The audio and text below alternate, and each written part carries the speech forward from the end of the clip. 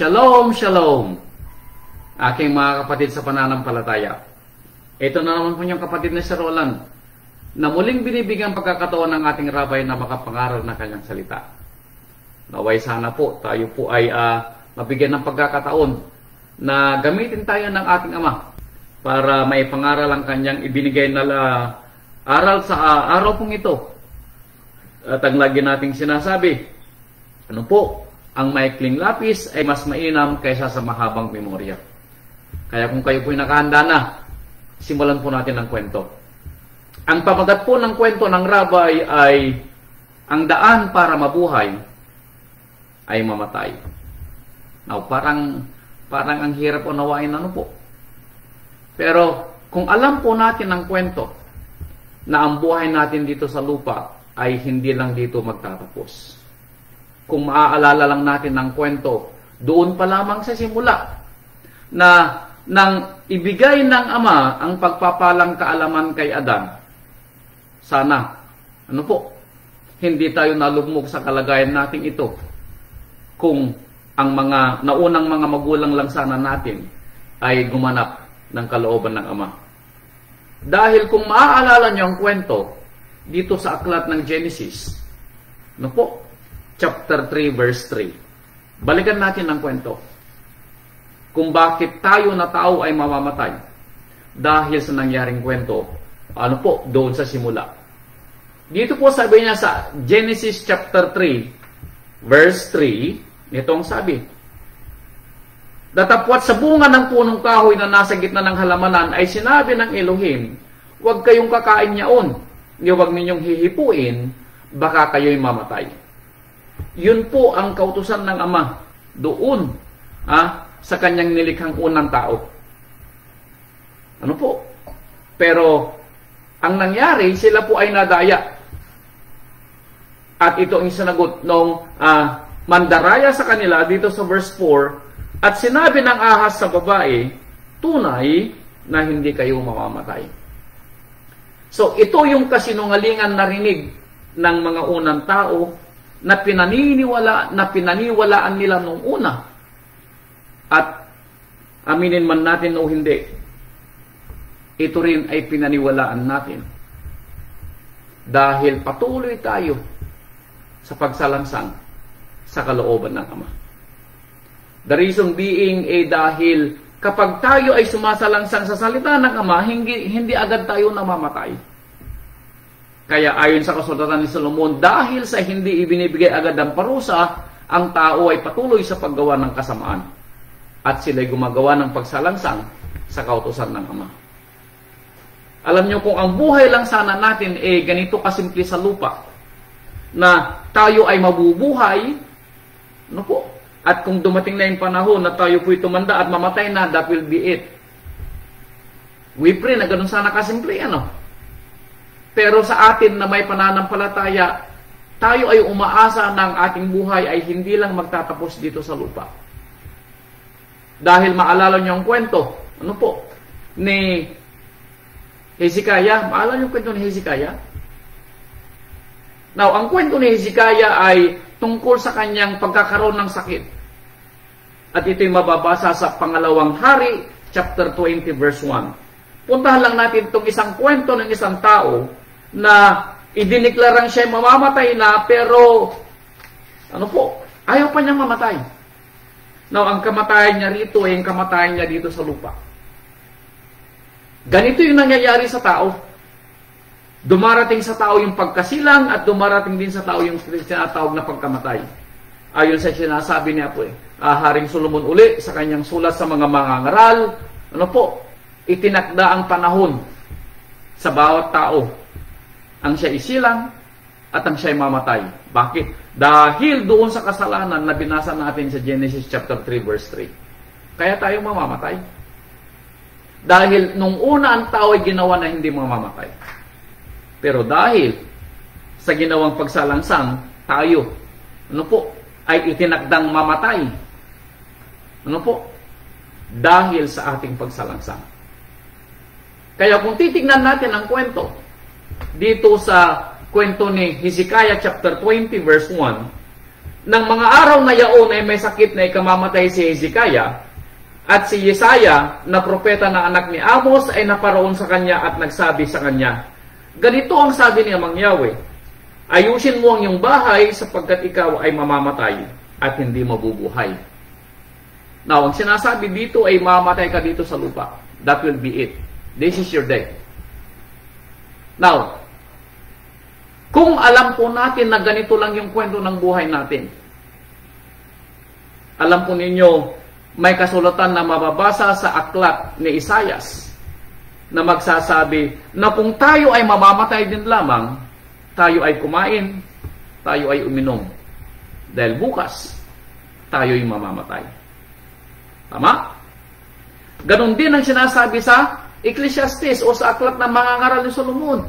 Sabi niya, anak ng tao, sabi niya, kumain ka, uminom ka. Gawin mo ang lahat na makapagpapasaya sa iyo. Dahil bukas, sabi niya, mamamatay ka. Ano po? Bukas, sabi niya, mamamatay ka. Ganito lang sana kasimple ang buhay ng tao, ano po? Siguro lahat tayo, hindi tayo magtatagal na makinig sa sermon ng ating mga pastor na aabutin na mahigit 1 oras. Ang gagawin lang sana siguro natin magtrabaho, uminom, kumain, magtrabaho, uminom, kumain. That will be it. Pero salamat sa Ama dahil hindi ito ang pangunawa na binigay sa atin. Dahil kung maalala niyo ang kwento ng panahon ni Job, ay nagtanong siya dito sa Job chapter 14 verse 14. Ito ang pinananampalatayanan natin.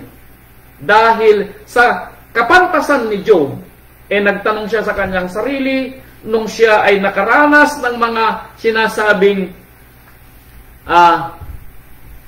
mga kasakit-sakitan na kanyang ikamamatay. Now, ang tanong ni Job sa kanyang sarili, doon na ba magtatapos ang kanyang kwento? Sabi niya dito sa Job chapter 14 verse 14, kung ang isang tao ay mamatay, mabubuhay pa ba siya? Yun ang tanong. Kaya kung tayo ngayon na may pananampalataya na may lumikha, itatanong ngayon sa ating sarili, kung ako'y mamamatay, ako pa din ba'y mabubuhay? Dahil kung ang pag-asa lang sana natin ay dito lang sa lupa, abay mga kapatid ko, tayo yung pinakakawawa. Yun ang sinabi ni Saulo. Ano po? Kung ang mga mamamatay ay hindi na mabubuhay na maguli, ano po? Ang sabi ni Saulo, tayo yung pinakakawawa. Bakit? Dahil tayo yung nagpapagal doon sa pag-asa na katulad ni Job, na kapag tayo ay namatay, meron pa ba tayong pag-asa? Kaya sabi ni Job, kung ang isang tao ay mamamatay, mabubuhay pa ba siya? Lahat ng araw ng aking pakikipagbaka ay maghihintay ako. Ito ang pangako ni Job sa kanyang sarili. Lahat ng aking pakikipagbaka, sabi niya, ay maghihintay ako. Hanggang kailan? Hanggang sa dumating ang pagbabago. Hanggang makita ko ang pagbabago ng aking katawan. Meaning mula sa kanyang pagkamatay dito sa lupa at sa kanyang pagkabuhay na maguli. Iyon ang kanyang pag-asa. And I pray, mga kapatid ko, na yun din ang ating magiging pag-asa. Dahil, ulitin ko, kung wala tayong pag-asa dito sa lupa, abay, sabi nga sa mga kasulatan, inulit na Apostol Saulo dito sa unang Korinto chapter 15, verse 32. Unang Korinto chapter 15, verse 32. Itong sinabi ng Apostol Saulo. Kung wala tayong pag-asa, na hindi mabubuhay na maguli ang mga patay, o meaning, kung walang buhay na walang hanggan. Unang Korinto chapter 15 verse 32, sabi niya, kung ako'y nakipagbaka sa Efeso laban sa mga ganid, ayon sa kaugalian ng tao, anong pakikinabangin ko? Now, ito si Saulo nung siya nangangaral at siya nakikipagpunyagi sa mga kumukontra na may Elohim at may Rabbi Yeshua HaMashiach. Kung ang mga patay ay hindi muling binubuhay, na kung hindi na sila mabubuhay, katulad ng pangunawa ni Job, tayo'y magsikain at magsiinom, yamang bukas, tayo'y mga mamatay. Totoo po yun. kung wala tayong inaasahang pagbabago ng ating katawan. Nung sabi ni Saulo, tayo po'y kumain, tayo po'y maglasing, dahil bukas, sabi niya, tayo'y mamamatay. Pero hindi po yun ang ating pangunawa, no po. Kaya talastasin natin ang kwento kung bakit si Saulo din mismo ang nagsabi.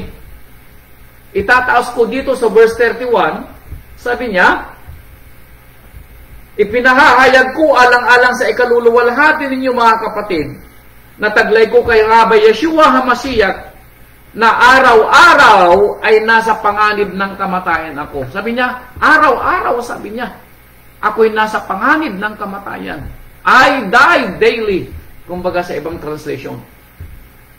So, paano natin maibubuhay ang pangunawa natin na tayo ay bubuhayin muli? Bagamat alam natin ng katawang ito ay mamamatay balang araw. Now, puntahan natin yung mga pangunawa na ibinigay ng Ama sa kanyang mga hinirang doon pa lamang sa lumang tipan. And then, dadalhin tayo ng Rabay sa bagong tipan kung saan binuksan niyang kaisipan ng tao nang siya'y dumating po dito sa lupa bilang kanyang ipinangako ng Ama na magbibigay pag-asa sa mga kanyang tinatawag na lingkod. Now, balikan natin ang kwento ng Ezekiel.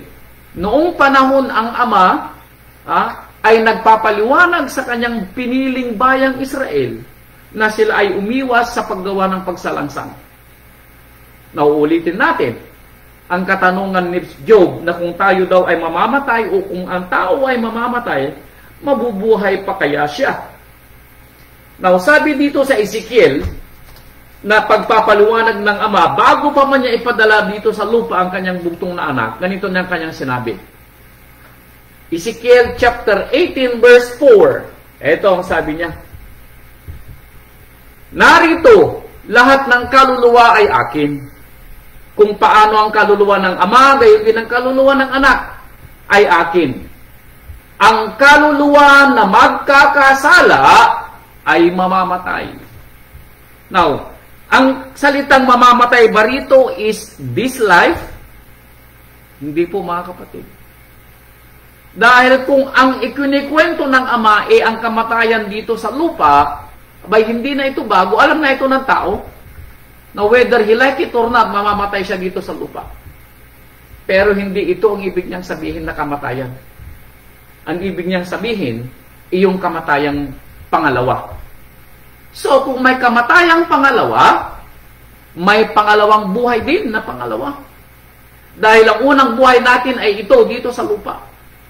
At yung pangalawang buhay na hinihintay natin, kaya tayo ay gumaganap sa kalooban ng Ama dahil tayo naghihintay. Nabubuhayin tayo balang araw. Ano po? At bibigyan tayo ng pangalawang buhay. Yun ang ating pangunawa. Kaya dito sa aklat ni Ezekiel, binibigyan na ng babala ang mga tao na ang sino mang kaluluwang magkasala ay mamamatay. Yun po, sabi niya ano po? Then, ibaba ko rito dito sa verse 21. Ngunit kung ang masama ay humiwalay sa kanyang lahat na kasalanan na kanyang nagawa, at ingatan ang lahat ng aking mga palatuntunan, at gumawa ng tapat at matuwid, siya'y walang pagsalang mabubuhay, siya'y hindi mamamatay. Now, nung panahon na kayo ay makakarinig ng ganito na hindi nyo pakilala kung sino ang ating Ama at ang ating Rabbi Yeshua. Kung maririnig nyo ito, sabi niya, anong sabi niya? Gumawa ng tapat at matuwid.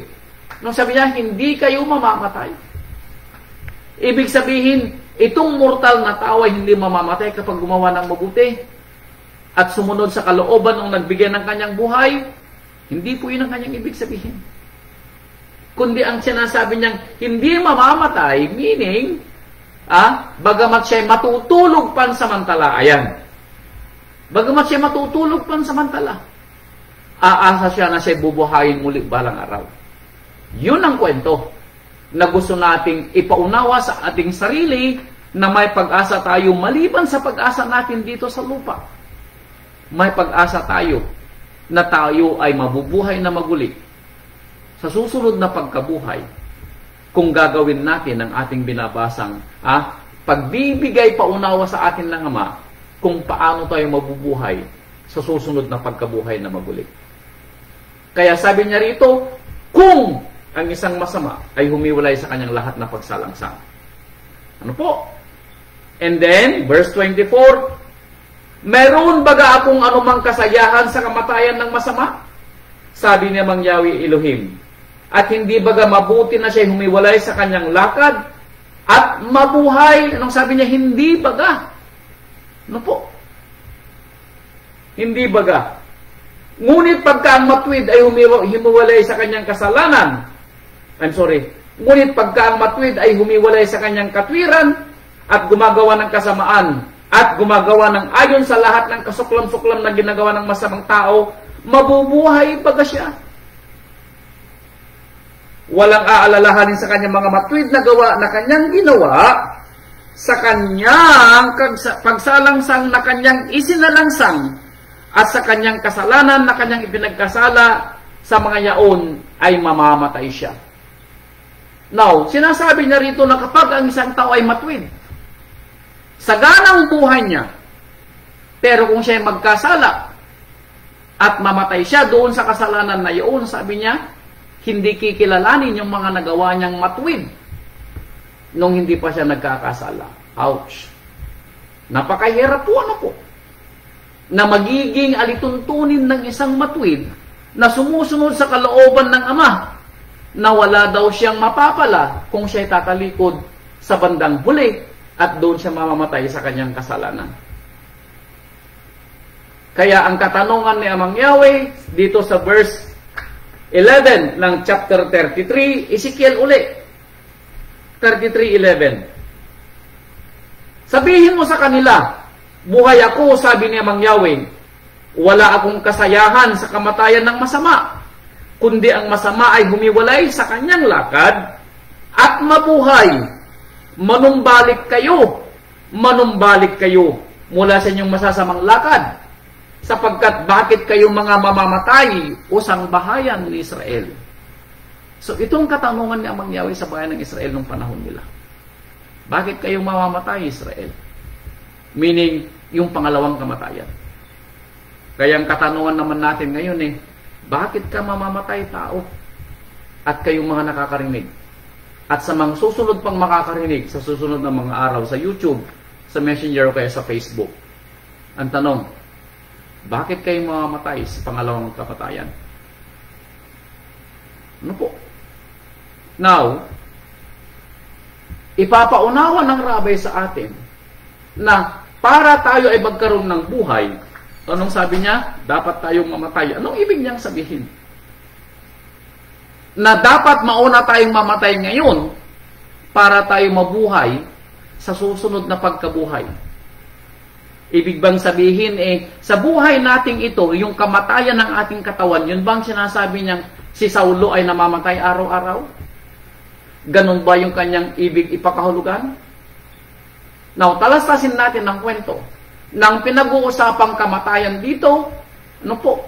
Yung kamatayan sa susunod na kamatayang pangalawa at yung pagkabuhay dito, hindi yung buhay lang natin dito sa lupa, kundi yung buhay na walang hanggan na siyang ating pag-asa sa buhay na ito. Now, ipapaunawa ng Rabay sa atin kung ano yung kanyang gustong ipaunawa sa atin. Ano po? Kung paano natin papatayin ang ating buhay ngayon para tayo mabuhay sa susunod na pagkabuhay na magulit. Dahil ang kwento ng Rabay, tandaan natin, ang daan para mabuhay ay mamatay. Ano po? Now, sabi niya dito sa Roma chapter 8, verse 13. Simulan natin ang kwento. Dito sa pangunawang ibinigay ng Rabay na bakit kailangan tayong mamatay para mabuhay. Roma chapter 8, verse 13. Ito ang sabi niya. Roma 8:13, sapagkat kung mga buhay kayo ng ayon sa laman, ay mga mamatay kayo. Datapwat kung sa pamamagitan ng Espiritu ay pinapatay ninyo ang mga gawa ng laman, ay mabubuhay kayo. Hallelujah. May dalawang gusto ipaunawang rabay dito. Now, piliin natin kung alin dito tayo. Sabi ng rabay, kung nabubuhay kayo ayon sa laman, mamamatay kayo. So kung nabubuhay kayo ngayon dito sa lupa, ng ayon sa laman, sa araw ng pagtutuos, anong sabi ng rabay? Mamamatay kayo. Meaning, yung pangalawang kamatayan ay para sa inyo.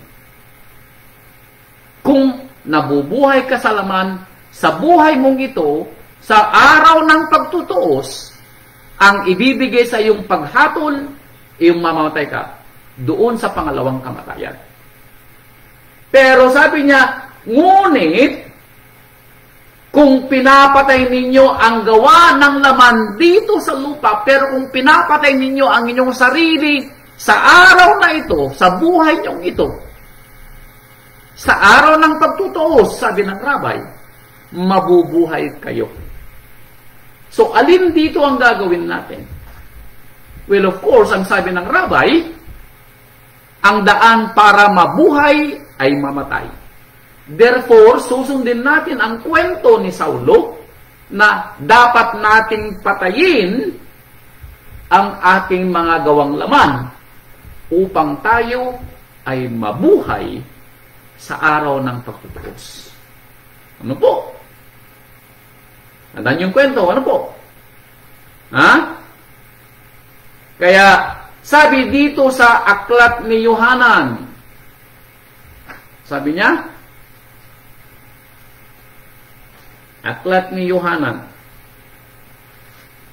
chapter 3, verse 16. Now, alam natin ang kwento ng 3:16, ano? Sabi niya dito sa John chapter 3, verse 16.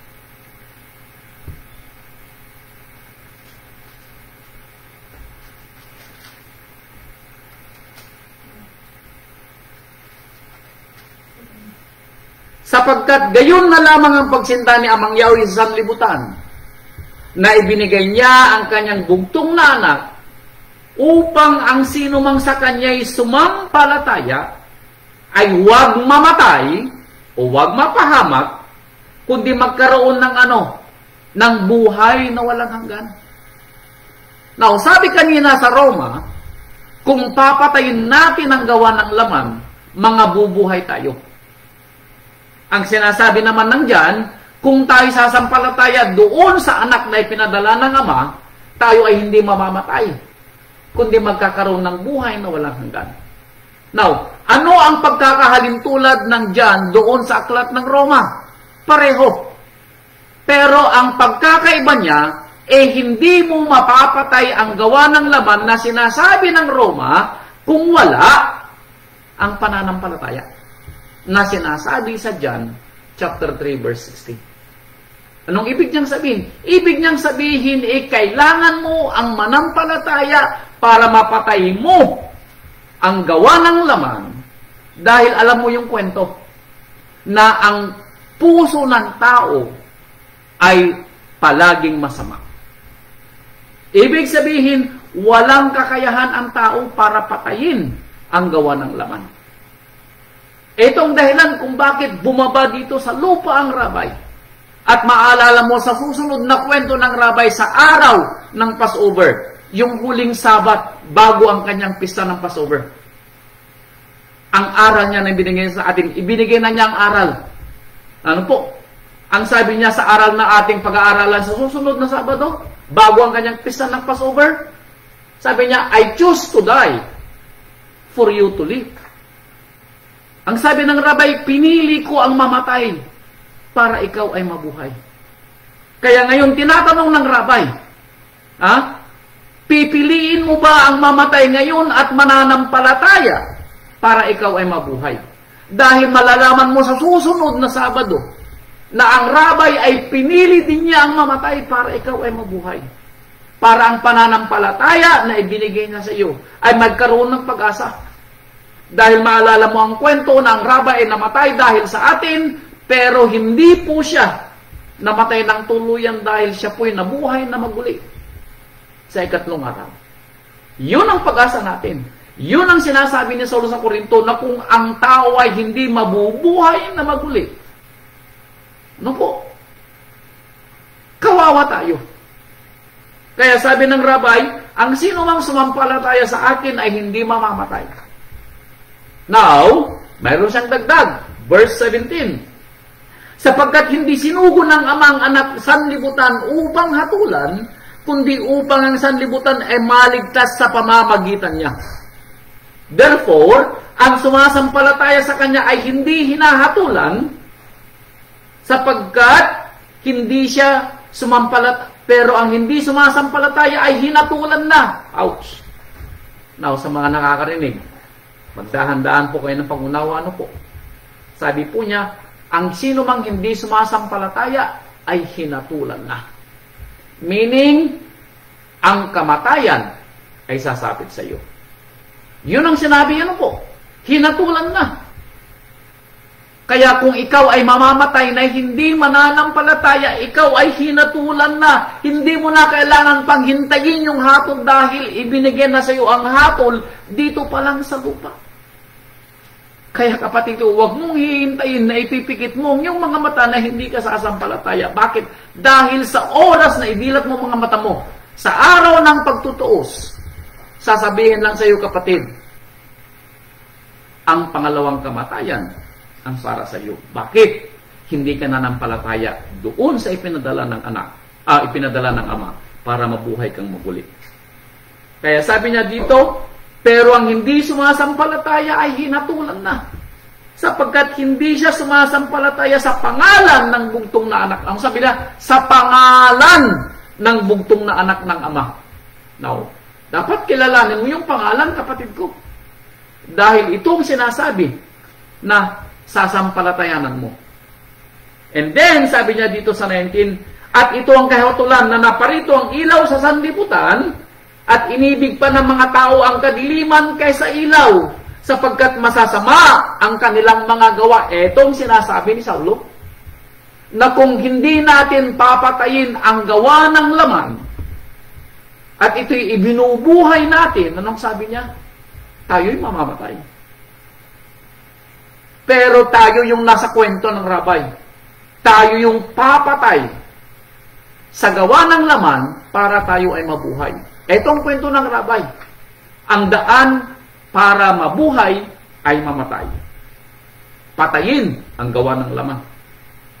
Kaya sabi niya, sapagkat ang bawat isa na gumagawa ng masama ay napupuot sa ilaw at hindi lumalapit sa ilaw upang huwag masaway ang kanyang mga gawa.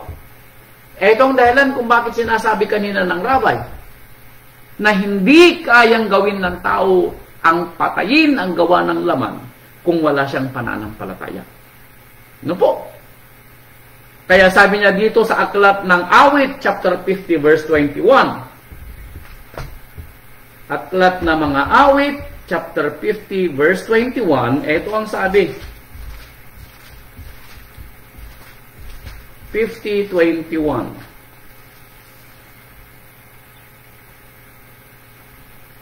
Ang mga bagay na ito ay iyong ginawa at ako'y tumahimik. Iyong inisip na tunay na ako'y gayang-gaya mo, ngunit sasawayin kita at aking isa sa ayos sa harap ng iyong mga mata. Itong dahilan kung bakit hindi tumitigil ang Ama na ipaunawa sa atin dahil gusto niyang maligtas tayo sa pagsaway na ginagawa niya sa atin. Kung nakikita niya tayo na tayo po ay nagpapatuloy sa buhay sa paggawa ng laman. Itong dahilan kung bakit tayo ay sinasaway niya. Dahil nakikita niya na hindi tayo papunta sa buhay. Kaya sabi niya kanina, bakit ka mamamatay, Israel? Bakit ka mamamatay, tao? Kung meron namang way para mabuhay. Ano po? Meron namang way para mabuhay. Kaya sabi niya dito sa unang Korinto, chapter 4, verse 9, Unang Korinto 4:9. Sapagkat iniisip ko na pinalitaw ng Ama kaming mga apostol na mga kahuli-hulihan sa lahat, na tulad sa mga itinalaga sa kamatayan sapagkat kami ginawang panuurin ng sanlibutan at ng mga anghel at ng mga tao. Kaya mayroong mga apostol nung panahon ni na Saulo na nangaral at nabuhay kung paano magiging matuwid. Bagamat, anong sabi ni Saulo? Sila yung mga kahuli-hulihan sa lahat, meaning sa lahat ng kanilang mga ginawa, sila po yung pinakapayak. Pinatay nila sa kanilang buhay ang gawa ng laman. Kaya ito yung sinasabi ni Saulo, kung hindi sila umaasa sa buhay na walang hanggan, sila yung pinakakawawa. Meaning, kinawawa nila ang sarili nila. Iniwas nila ang kanilang sarili na gumawa ng pagsalangsang. Kaya sila ay tinatawag na panuurin ng sanlibutan. Sila yung mga inihiwalay ng sanlibutan. Sila yung mga hindi in sa mga uso. Sila yung mga wala doon sa mga pista ng mga pagano. Sila yung mga wala kapag mga kasayahan na walang kinalaman ng Ama. Sila yung mga weird sa ating panahon.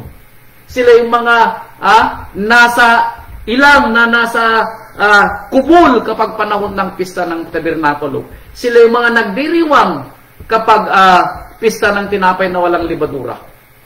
Samantalang ang sanlibutan ay ibang ginagawa. Sila yung mga pinapanood ng mga tao na sila'y hiwalay sa gawa ng sanlibutan. Sila yun. Katulad ng panahon ng mga apostol. Ano po? Kami mga mangmang dahil kay Mesias, ngunit kayo'y marurunong kay Mesias. Kami may hina, ngunit kayo'y malalakas. Kayo'y may karangalan, datapwat kami ay walang kapuruhan. Hanggang sa oras na ito'y nangagugutom kami, nangauuhaw kami, mga hubad, mga tinampalat, wala kaming tiyak na tahanan. Kami nangagpapagal na nangagsisigawa ng aming sariling mga kamay, bagamat inuupasala ay kami nangagpapala. Bagamat pinag-uusig ay nangagtitiis kami. Sila yung mga sinasabi nating hiwalay ang kanilang buhay ng panahon nila. Ganito nila pinapatay ang laman ng panahon nila. Inihihiwalay nila ang kanilang sarili sa paggawa ng laman.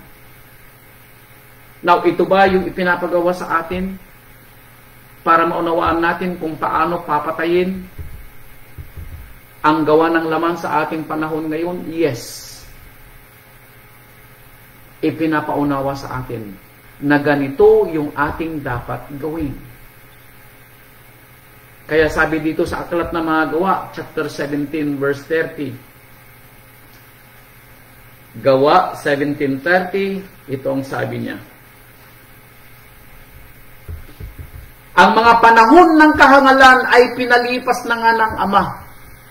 Now, pag pinalipas na nga ng Ama, nung hindi ka pa nabibigyan ng pangunawa kung ano ang mabuti at masama, yun ay kahangalan. Nung ikaw ay gumagawa pa ng makasanlibutang gawa at ikaw pa ay tinatawag na gumagawa ng laman, yun ay tinatawag na kahangalan. Bakit? You know no better. You know no better. Bakit hindi mo alam? Pero ngayon at nananampalataya ka na. Ngayon at alam mo na kung anong gawa ng mga laman. Ngayon alam mo na na kailangan mong patayin ang gawa ng laman para ka mabuhay. Ang gawa ng kahangalan ay pinalipas na. Datapwat ngayon ipinag-uutos niya sa mga tao na mga nagsisisi silang lahat sa lahat ng dako. Now, sabi ng apostol. Lahat, sabi niya, ay pinagsisisi niya. Talikuran ang mga gawang laman. Patayin ang gawa ng laman. That is the only way para mabuhay. Yun ang pinapaunawa ng Rabay. Kaya sa ating panahon, mga kapatid ko, kung hindi pa natin napapatay ang ating mga gawang laman, abay panahon na, napatayin natin ang gawang laman upang tayo ay mabuhay. Kaya sabi pa dito sa Gawa din, chapter 14, verse 16, na ang mga panahong nakaraan ay pinabayaan niyang lahat ng mga bansa ay magsilakad sa kanilang mga sariling daan. Noong panahon, sabi niya, pinabayaan niya. Ang mga bansa ay magsilakad sa kanilang mga sariling daan. Pero ngayon ay tumatawag na ang nagpadala ng kanyang bugtong na anak na manampalataya sa kanyang bugtong na anak. Manampalataya sa pangalan ng kanyang bugtong na anak na ipinadala dito sa lupa. That was before na tayo ay ibinigay ng Ama sa ating mga sariling gawa. We live. Nabuhay tayo sa ating sarili. Nabuhay tayo sa ating sariling pangunawa. Nabuhay tayo sa sanlibutan. No wonder. Wala tayong ginawa kundi minom, kumain, bukas makalawa. Bakit? Mamamatay din tayo. Ganun ang buhay natin before. Hindi natin inaasahan na mayroong buhay na walang hanggan. Wala tayong alam na kwento. Ang alam lang natin, kwento lang ng ating sarili, kwento lang ng ating pamilya, kwento lang ng ating mga anak. Wala tayong pakialam sa ibang tao. Wala tayong pagmamahal sa ibang tao na katulad ng pagmamahal na ibinigay niya sa atin ngayon. Wala. No? Tignan ninyo yung mga sarili before nung kayo nananampalataya. Meron ba kayong pakialam sa ibang tao noon? Wala. Ngayon, tanong nyo sa sarili. Kapag may kapatiran na nangangailangan at meron kang maibibigay, matitiis mo ba na hindi magbigay? Hindi. Yun ang kagandahan. Na natututo ka ng patayin ang gawa ng laman. Bakit hindi mo na lang sarili mo ang iniisip mo, kundi iniisip mo ang makakatulong ka sa iyong kapwa. Yung ang tunay na paggawa ng kabutihan. Yung gagawa ka ng mabuti na hindi ka umaasa ng kapalit. Yun ang rabay. Kaya sinabi ng rabay mahalin nyo ang inyong kapwa katulad ng pagmamahalin nyo sa inyong sarili. Sabi niya, dito matutupad ang lahat ng kautusan. Yun ang sabi niya kanina na binasa ni Deacon Alex. Ano po? Noon, sabi niya, ibinigay tayo sa paggawa ng ating mga sariling daan. But now, ngayon, sabi niya, ano po? Talikuran ninyo ang gawa ng laman. Ano po? Kaya sabi niya dito sa unang Pedro, chapter 1, verse 14. Unang Pedro, chapter 1, verse 14, sabi niya, verse 13, taas ko ng verse 13. Kaya't inyong bigkisin ang mga baywang ng inyong pag-iisip. Bigkisin daw ninyong inyong pag-iisip dito. Dahil dito dapat nating patayin ang gawa ng laman. Dito, para hindi gawa ng kamay. Dito natin patayin para hindi gawin ng kamay. Kaya sabi niya, bigkisin ninyo ang inyong pag-iisip. Maging mapagpigil kayo. Mapagpigil kayo kapag may naiisip kayong gawa ng laman, pigilin ninyo. Dito pa lang. Tandaan niyo ang kwento. Ang puso ng tao ay walang gawang mabuti. Walang gawang mabuti. Kaya kailangan natin ang pananampalataya ng rabay para maunawaan natin ang kabutihan at ang kasamaan. Dahil kung walang pananampalataya, hindi mapagsisino ng ating puso ang gawa ng laman. Kaya dapat may pananampalataya para mabigkis natin ang puso na ito, ang kaisipan na ito sa paggawa ng kasalanan. Yun ang kailangan natin. Kaya mga kapatid ko, talastasin natin ng kwento na kailangan natin ang pananampalataya sa rabay para magawa natin ang pagpatay sa laman. Kaya sabi niya Apostol Pedro, maging mapagpigil kayo at inyong ilagak na lubos ang inyong pag-asa sa biyayang dadalhin sa inyo ng pagkahayag ng ating Rabbi Yeshua HaMashiach. Na gaya ng mga anak na matalimahin, na huwag kayong mangag-asal na ayon sa inyong dating mga masasamang pita nang kayo'y nasa kawalang kaalaman. Noong kayo'y walang kaalaman pa. Huwag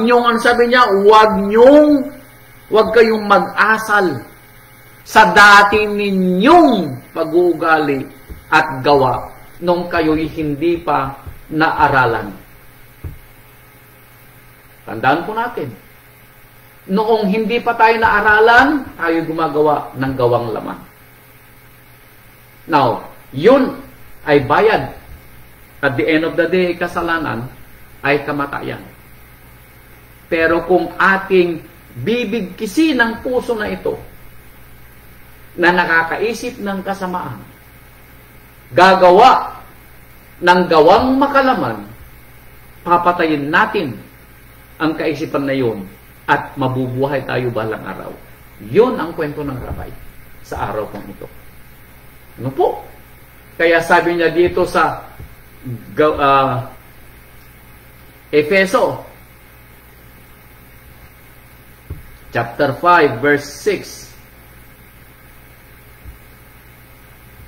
Efeso chapter 5 verse 6. Sabi niya dito sa Efeso 5 verse 6, 7 and 8. Huwag kayong madaya ng sinuman na mga salitang walang kabuluhan.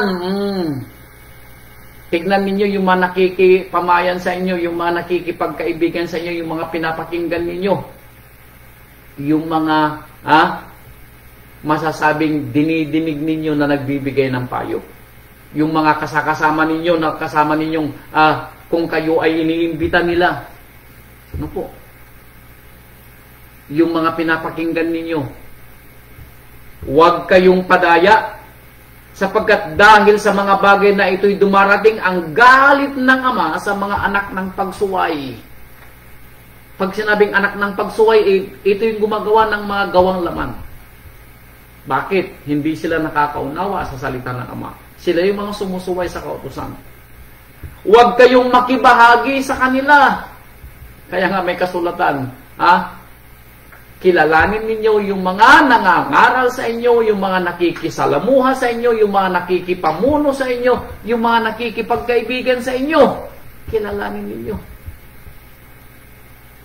Sapagkat nung panahong kayo'y nakadiliman o nasa kadiliman, datapwat ngayon kayo'y kaliwanagan sa Rabay, magsilakad kayong gaya ng mga anak ng kaliwanagan. Now, gumawa kayo sa gawa ng kaliwanagan. Kalimutan nyo yung gawa ninyo before, nung hindi pa kayo nananampalataya. Yung gawa ninyong makalaman, patayin ninyo. Parang gano'n ang sinasabi ng Rabay. At ibuhay ninyo ang pangunawa na ibinigay ng Rabay sa inyo. Yun ang sinasabi ng ating apostol. Ano po? Kaya, sabi niya dito sa Gawa, chapter 3, verse 19, eto, Gawa chapter 3 verse 19.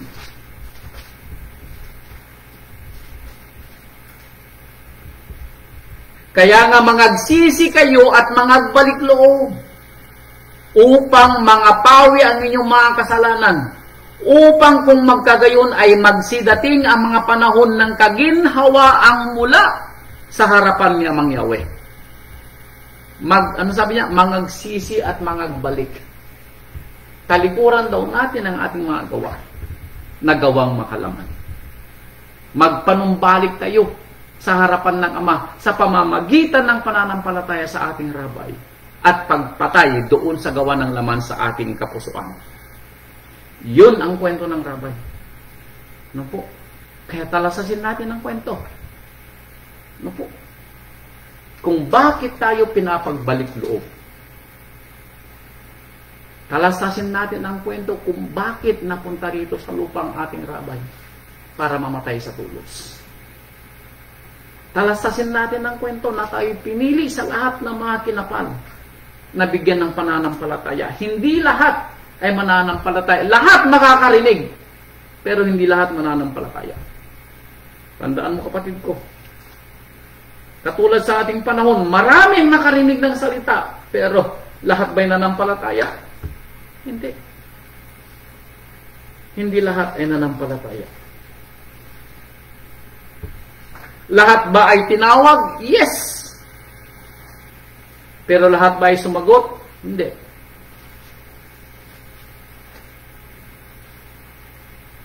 Lahat ba ay pinangakuan ng buhay na walang hanggan? Yes. Pero lahat ba ay sumagot? Hindi.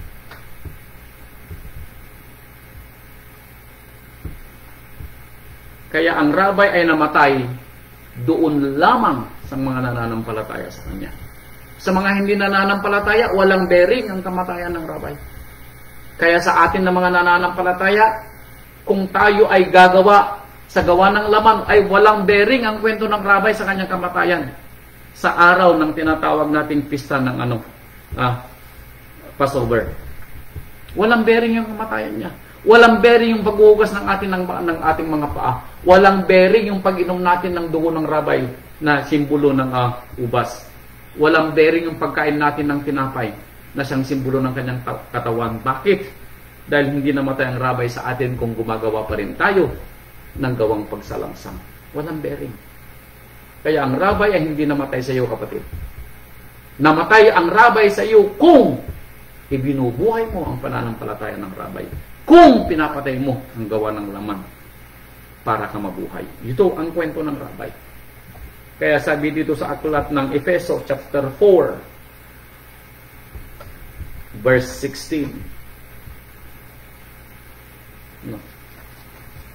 Verse 17, sabi, simulan natin sa verse 17. Efeso 4:17. Ito yung pinakabuod ng kwento ng rabay. Kung bakit kailangan nating mamatay para mabuhay. Bakit kailangan nating manampalataya para maganap natin ang kalooban ng Ama. Bakit kailangan nating tikisin ang ating sarili sa paggawa ng sanlibutan para magkaroon ng buhay na walang hanggan. Bakit kailangan nating bigkisin ang ating mga puso para hindi gumawa ng kasamaan. Bakit kailangan nating bantayan ang ating mga sarili para hindi gumawa ng kalikuan. Bakit natin kailangan bantayan ang ating mga anak? Kailangan nating bantayan ang ating mga asawa para hindi sila mawala at lumiko ng landas. Para sila magkaroon ng buhay na walang hanggan balang araw.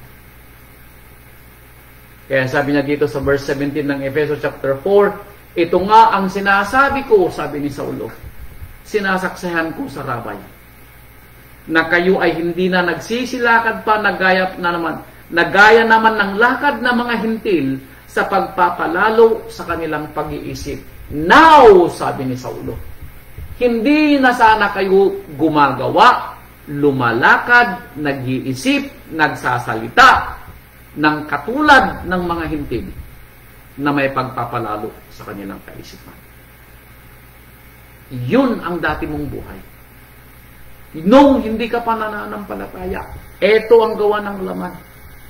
Malayo sa buhay na walang hanggan. Gawa ng sanlibutan. Pero sabi ni Saulo, kayo sana ay hindi na nagsisilakad pa, hindi na gumagawa, hindi na nagsasalita. Wala na sanang pagtutungayaw sa ating mga dila. Wala na sanang pangiinsulto at pagsasalita ng masama sa ating mga dila. Wala na sanang magawang laman ng ating mga kamay. Wala na sanang mga kaisipang makalaman ng ating mga puso. Wala na yung paggawa natin sa sanlibutan. Yung kasayahan sa sanlibutan ay sana'y wala na sa atin. Hindi na sana tayo gumaganap pa at nagsisilakad katulad ng mga hintil. Nasa kadiliman ng kanilang pag-iisip ay nangahiwalay ang buhay sa Ama na dahil sa paggawa nila ng laman, humiwalay sila sa buhay na Ama. Humiwalay sila sa buhay na Ama. Bakit? Dahil hindi tumatahan sa kanila ang Espiritu ng Ama at pananampalataya ng rabay. Bakit? Wala ito sa kanila. Hindi namatay ang rabay sa kanila. Kaya hindi tumatahan ang banal na Espiritu ng Ama sa kanila. We pray na hindi tayo kasama doon, mga kapatid ko. We pray. Dahil sa kahangalang nasa kanila, dahil sa pagmamatigas ng kanilang mga puso, anong tawag sa kanila ng ating Ama? Dahil sa kahangalan na nasa kanila. Bakit? Dahil sa katigasan ng kanilang mga puso. May naririnig sila pero wala silang pangunawa. Hindi nila binibigkisan ang kanilang mga puso sa paggawa ng kasamaan. Hindi nila binabantayan ang gawa ng kanilang mga kamay. Hindi nila iniisip ang mga salita ng kanilang mga bibig. Ito'y mga gawang kahangalan. Bakit? Dahil sa katigasan ng kanilang mga puso, walang pangunawa. Walang pagmamahal. Walang kababaang loob. Walang pagsisisi. na sila sa di pagkaramdam ng kahihiyan ay napahikayat sa kalibugan upang kalakalin ang lahat ng karumihan ng buong kasakiman. Ouch! Wala daw kahihiyan. Walang pangunawa sa mabuti at sa masama. Itong mga gawa ng laman. Now, kilalanin natin ang ating mga sarili, kapatid ko. Huwag nating ilayo. Ano po?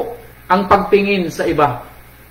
Tingnan natin ang ating mga sarili sa salamin kung tayo bang tinutukoy nito o tayo po ay nakalagpas na. Ano po? Ngunit kayo ay hindi nangatuto ng ganito kay Mesias. Ano? Ipinaglalaban siya ni Saulo. Ipinaglalaban kayo ng ating mga kapatid. Sa mga tunay na nananampalataya, ipaglalaban ko kayo bilang inyong kapatid sa pananampalataya. Sabi niya, hindi kayo natuto ng ganito. Hindi ganito ang aral na binigay ng rabay, mga kapatid ko. Kundi hindi nagkulang ang rabay na pagpapangaral sa bawat isa. Hindi nagkulang ang rabay sa atin. Kaya wala tayong may dadahilan tao. Huwag nating sabihin na hindi mo narinig ito sa rabay.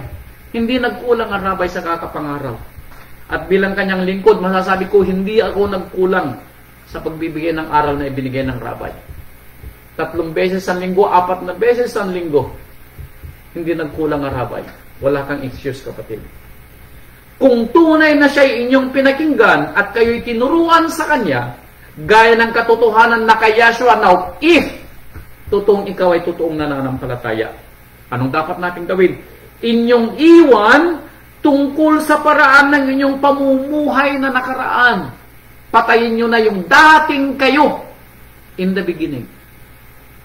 Hindi na ikaw yung dati na gumagawa ng pagsalangsang. Hindi na ikaw yung dati na hindi marunong magsalita ng malumanay. Hindi na ikaw yung dati na ang laging nasa isip ay puro negatibo. Hindi na ikaw yung dati nang lagi mong iniisip ay masama sa kapwa. Hindi na ikaw yung dati nang kagustuhan mo yung mga material na bagay. Hindi na ikaw yung dati nang pinapangarap mo ay yung mga pangarap mo dito sa liputan. Niwala sa hinagap mo ang buhay na walang hanggan. Hindi ka yun. Hindi ikaw yun. Ano po? Hindi na ikaw yun.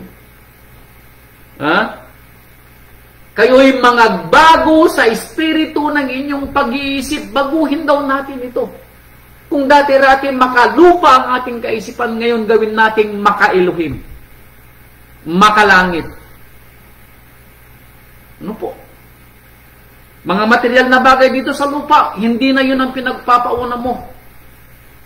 Yung sinasabi kanina ni Sister Marites. Ano po? Natutuwa siya kapag meron siyang sahod at na-increase yung kanyang sahod. Pero iniisip niya na ito'y hindi niya pambili ng mga anik-anik niya sa buhay. Ano po? Kundi ito'y ibibigay niya sa pangangailangan ng Assemblea ng Ama. Yun dapat ang isipin natin. Hindi na tayo yung nag-iisip lang ng para sa sarili natin. Hindi na tayo yung kapag tayo ay nangangailangan, tayo ay nahihintakutan dahil wala tayong wala tayong mapupuntahan. Hindi na ganun. Tiwasay na yung kaisipan natin. Bakit? Mayroon tayong aasahan sa Ama. Kung dati-rati, halos hindi natin alam kung saan natin kukunin ang ating kakainin, tayo ay nagugulmihanan, hindi tayo makapagtutulog sa gabi. Umiiyak tayo, tinatanong natin sa ating sarili, saan ako kukuha ng aking kakainin sa susunod na araw. Ngayon, may pag-asa ka na. Alam mo na kapag dumaing ka sa Ama, may darating na magpapadala ang Ama. Dahil ito yung pag-asa mo. Kaya sinasabi nga natin palagi ng rabay, walang mamamatay sa inyo na dilat ang mata. Totoo po yan. Kapag ikaw ay nag-iisa, hindi ka nag-iisa, lagi kang may karamay. Tumawag ka lang sa Ama. Yun ang pangako sa atin. Kaya baguhin natin ang ating kaisipan. Tingnan natin ang buhay na positibo. Hindi lang natin titignan yung mga material na bagay. Hindi lang natin titignan yung mga makasariling pangunawa natin. Kundi isipin natin ang Assemblea ng Ama at pananampalataya sa rabay. Isipin natin yung ating mga kapatiran na masigit na nangangailangan na kaysa sa atin. Ano po? Ito dapat ang maramdaman natin bilang isang tunay na nananampalataya. Otherwise, sayang ang pananampalataya na ibinigay ng rabay sa iyo. Sayang. Ano po? dapat tayo may pag-asa, may katiwasayan, may kapayapaan, may pagmamahal. Ano po? Yun dapat ang nararamdaman natin. Napakasarap po, napakapalad po natin ang mabuhay na may pananampalataya sa Rabay. Yun ang kagandahan ng may pananampalataya at ito yung dapat maramdaman ng bawat isa. Ano po? Ito dapat ang maramdaman ng bawat isa. Kayo'y magbago, sabi niya, ng Espiritu ng inyong pag-iisip. Kayo'y mga bihis ng bagong pagkatao o binagong pagkatao na ayon sa Ama ay nilalang sa katwiran at sa kabanalan ng katotohanan. Renewed being, binagong pagkatao. Binago mula sa dati. Ibinihis ng bagong kasuotang mula sa katwiran ng Ama. Tinanggal natin ang ating kasuotang luma. Ito yung gawang mali. Ito yung gawang makalaman. Ito yung gawang makasarili. Tinanggal na natin yun. Pinalitan natin nang tayo pinanampalataya sa Rabay. At binigyan tayo ng Rabay ng bagong damit. Ang katwiran ng Ama sa pamamagitan ng pananampalataya sa ating Rabay, Yeshua HaMashiach. Yun ang ibinihis natin. Kaya tayo ay namatay dahil sa ating pagpatay sa laman at tayo mabubuhay, hindi lang sa buhay na ito, kundi sa darating pang buhay na walang hanggan na ibibigyan ng Ama sa araw ng paghuhukom. Ano po?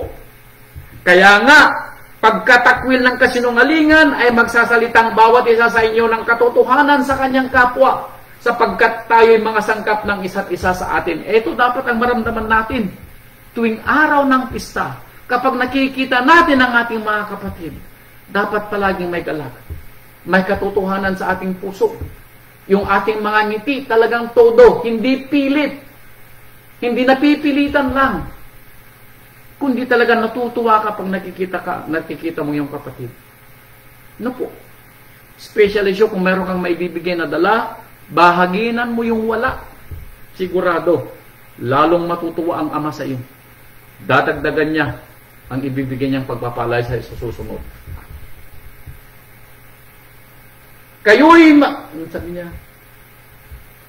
mga galit at huwag kayong magkasala. Huwag lumubog ang araw sa inyong galit. So kung dati-rati nagtatanim ka ng galit, kung sakali nag-away kayong mag-asawa, ang galit mo sa asawa mo hanggang bukas, hanggang susunod na mga araw, kinalimutan mo na yung obligasyon bilang asawa.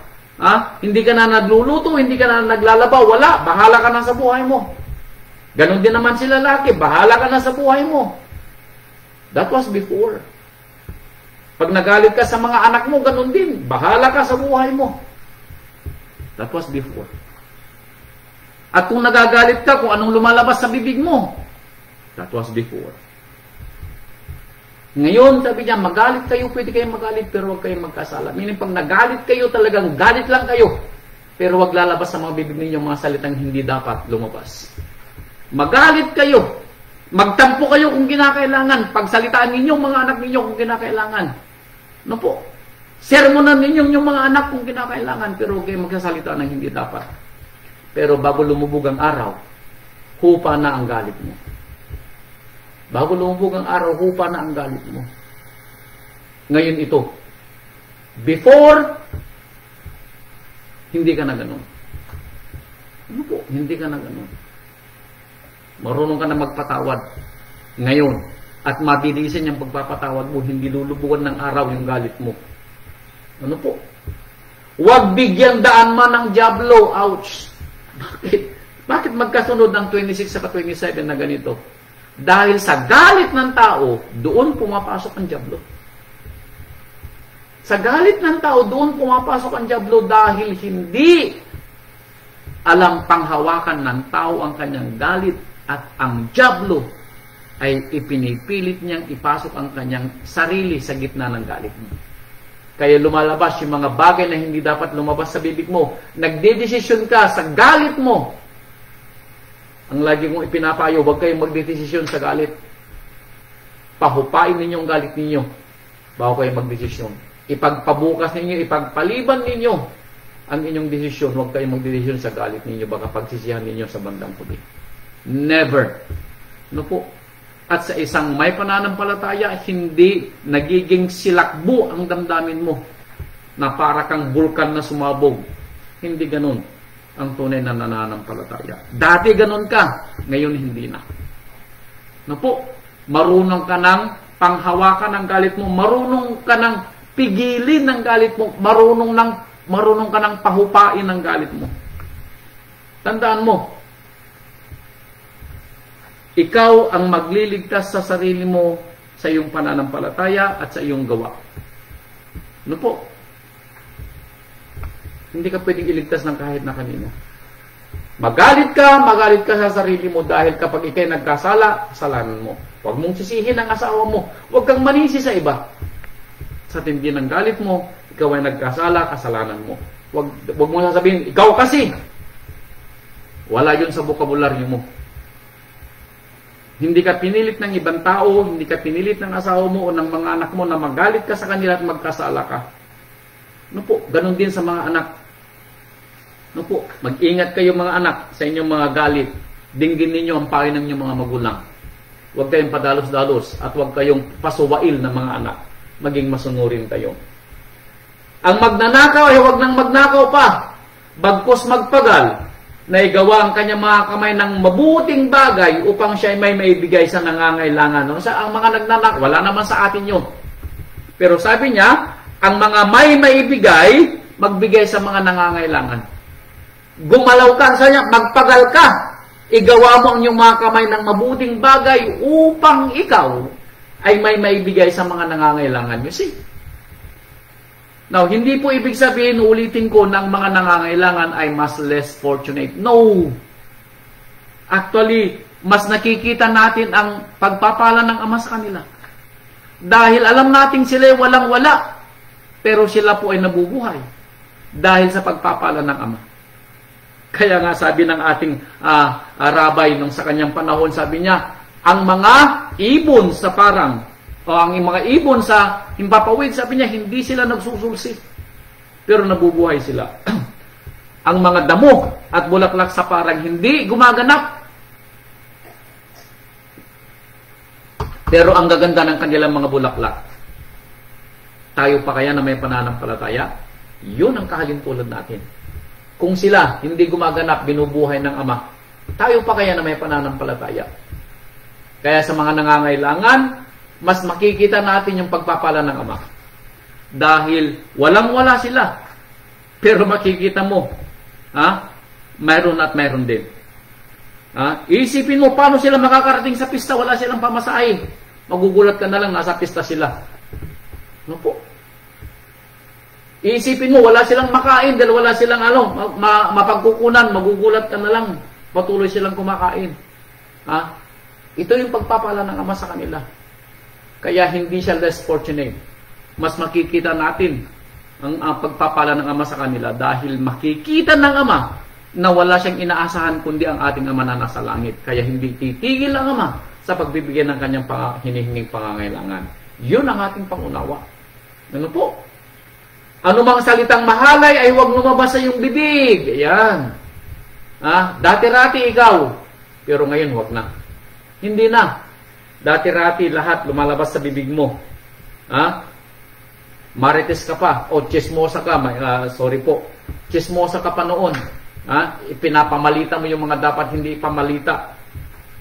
Hindi na ngayon. Po, mahalay ang mga salita mo noon, ngayon hindi na. Meron ng kababaang loob at meron ng mapupulot doon sa iyong mga salita. Huwag lumabas sa iyong bibig, kundi ang mabuting ikatitibay ayon sa pangangailangan, upang makinabang ng biyaya ang mga nagsisipakinig. Ayan, lalo na sa mga baguhan sa pananampalataya. Yung mga elders natin sa mga assembly, yung mga nanay natin sa assembly na magbibigay ng payo. Humingi kayo ng payo sa mga matatanda natin sa assembly. Yung mga nanay natin sa assembly. Sa women's ministry, humingi kayo ng payo. Sa men's ministry, humingi kayo ng payo. Mga kapatid ko, napakapalad ninyo. Dahil nung panahon namin, walang ganito na kaaktibo sa ating mga pananampalataya. Wala, napakapalad natin. Kaya wala kayong excuse, mga kapatid ko. Ano po? Wala kayong excuse na hindi mapabuti ang ating pananampalataya. Wala kayong excuse. Kung hindi natin mapapatay ang gawang laman, abay kapatid ko, kasalanan mo. Kasalanan mo. Huwag ninyong pighatiin ang banal na Espiritu ng Ama na nasa Kanya ay tinatakan hanggang sa kaarawan ng pagtutubos. Huwag mong pighatiin ang banal na Espiritu ng Ama. Huwag mong supilin ang banal na Espiritu ng Ama sa iyong puso. Huwag mong supilin. Ito yung sinasabi natin, nakikipagpunyagi ang banal na Espiritu sa atin. Huwag naman na sana. Noon, yes. Ngayon, huwag naman na sana. Mas matimbang na ang banal na Espiritu kaysa sa sarili mong laman. Mas matimbang na dapat ang banal na Espiritu ng Ama. Kung ikaw ay nag-iisip kung gagawa ka ng mabuti o masama, dapat kumikiling ka na sa paggawa ng mabuti. Regardless kung ano yung magiging consequences ng gagawin mong kabutihan. Kung masasagasaan ka personally, so be it. Kung masasagasaan ang pamilya mo at mahal mo sa buhay sa paggawa ng kabutihan, so be it. Huwag mong paboran ng mali. Huwag kang kumampi sa masama. Yun ang sinasabi ng banal na tipan, na huwag mong pighatian ng banal na Espiritu. Ano po? Ang lahat ng kapaitan at kagalitan at pagkakaalit at kadaldalan at panlilibak ay mga alis nawa sa inyo, pati lahat ng masasamang akala. Yan. Wala na sana ito. Yung mga ginagamit nating Facebook, Messenger, dapat ito'y para lamang sa mga mabubuting bagay. Huwag na huwag kayong maglalabas ng kapangitan ng isang kapatid sa Facebook o sa social media. Ako ang unang makakarinig, magbibigay sa inyo ng salita na hindi nyo dapat gawin. Never na isiwalat ninyo ang ikasasama ng isang kapatid. Huwag. Ano po? Huwag nyong gagawin. Hindi kayo tunay na kapatid. Ang rabay ang makakalaban ninyo. Huwag naman sana. Ano po? Kapaitan, panlilibak, masamang akala, huwag, kapatid ko. Huwag ka mag-isip ng masama sa kapatid. Huwag ka mag-isip ng masama sa kapwa, period. No po, gawin natin ang kautusan ng ating rabay. Mahalin mo ang iyong kapwa, katulad ng pagmamahal mo sa iyong sarili. No? Maling akala, tanggalin natin. Kapaitan, yung mga galit mo nung nakaraan, yung tampo mo nung nakaraan, baka mayroon kang nakaaway. Hanggang ngayon, kaaway mo pa rin, no. Ano po? Meron kang nakagalitan, nakasamaan ng loob, hanggang ngayon, masama pa ng loob mo. Abay, kapatid ko, hindi dapat. Kung hindi ka marunong magpatawad, abay, kapatid ko, hindi ka rin patatawarin. Yun ang alam nating kwento. Huwag naman sana. Ano po? Ganito natin papatayin ang gawang laman. Ganito natin papatayin ang mga hindi ka nais-nais na gawa ng ating mga kamay, mga salita ng ating mga bibig, at kaisipan ng ating puso. Ganito natin papatayin ang ating sarili sa paggawa ng kasamaan para mabuhay tayo balang araw sa buhay na walang hanggan. Ito ang pangako ng rabay. At magmagandang loob kayo sa isa't isa, mga mahabagin. Yan. Compassion. Gawin natin ang ginawa ng rabay ng panahon niya. Meron siyang pagmamahal sa mga nakikita niyang nangangailangan at naghihirap. Compassion. Pag may narinig kayo na nangangailangan at may maibibigay kayo, bigyan niyo kaagad.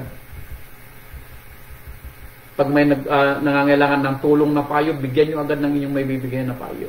Anything na maibigay ninyo para maibsan,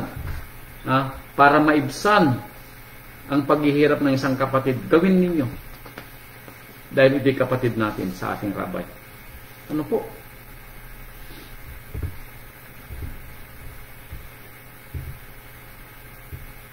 Magpatawaran kayo sa isa't isa gaya ng pagpapatawad sa inyo ng Ama sa Mesyas.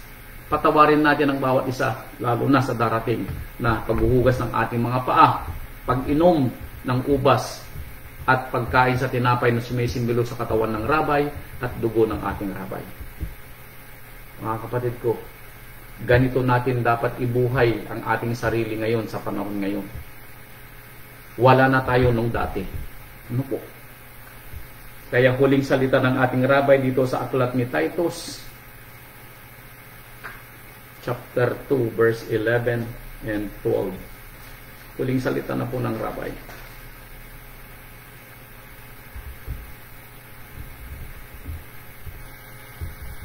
Sapagkat nagpakita ang biyaya ng Ama sa atin, tayo pinili niyang lingkod para makaunawa sa pananampalataya ng rabay na ibinubuhay natin.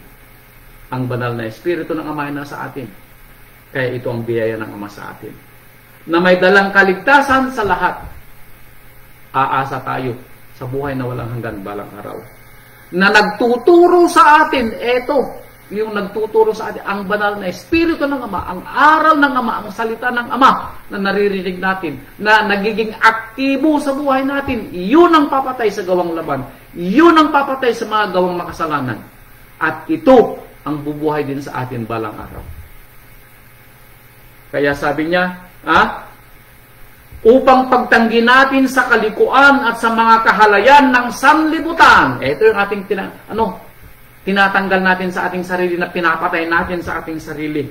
Ay marapat mabuhay tayong may pagpipigil at matuwid at banal sa panahong kasalukuyan at ng sanlibutan. Sa panahong kasalukuyan ng sanlibutan vista. Dahil kapag ipinikit na natin ang ating mga mata, that will be it. Tandaan natin ang kwento ng rabbi. He is the author and the finisher of our faith. Siya ang nagpasimula, siya rin ang tatapos. Tayo ang pinili niyang lingkod. Tayo ang inuutusan niya sa pagkarinig natin ng balitang ito. Supposedly, magmula nung tayo na bautismo at nananampalataya, ginawa na natin dapat ito. Pero kung hindi pa natin nagagawa, this is now the right time para baguhin natin ang ating sarili. Patayin natin ang ating mga gawang laman para tayo mabuhay balang araw. Patayin natin ang mga gawang liko, ang mga kaisipang laman. Supilin natin. Bigkisin natin ito para makagawa tayo ng kabutihan. Bantayan natin ang gawa ng ating mga kamay. Bantayan natin ang mga salita ng ating mga bibig para tayo wag makagawa ng pagsalansang. At ang ating pag-asa na sa araw ng paghuhukom, tayo bubuhayin ng Ama at bibigyan ng buhay na walang hanggan. Ihanda po natin ang ating mga sarili, mga kapatid, sa darating na pagdiriwang ng Passover at Pista ng Tinapay na Walang Libatura. Ihanda natin ang ating sarili kung bakit ang rabay ay pinili niyang mamatay sa tulos para tayo ay mabuhay balang araw. Ano po? Hintayin natin ang kwento ngayon na tabay sa susunod na Sabat. Ibuhay natin ang ating pananampalataya. Huwag nating supilin ang banal na Espiritu ng Ama. At tayo ay ihanda natin ng ating sarilo sa darating na pista ng Passover, kung tayo ay karapat-dapat sa paghuhugas ng paa at sa pagkain ng tinapay at pag-inom ng ubas na sumisimbolo sa dugo at katawan ng rabay na namatay sa tulos dahil sa atin na kanyang hinango mula sa pagkakasala. Ito po ang kwento ng ating rabay, mga kapatid, at salamat po sa inyong lahat. Naway naunawaan natin ang kwento kung bakit kailangan nating patayin ang ating sarili sa paggawa ng laman upang tayo ay mabuhay balang araw sa buhay na walang hanggan. Salamat po sa inyong lahat, mga kapatid. Purihin ang ating Amang Yahweh. Purihin ang ating Rabbi Yeshua HaMashiach. Magandang gabi po at happy Sabbath po and Shabbat Shalom. Hallelujah.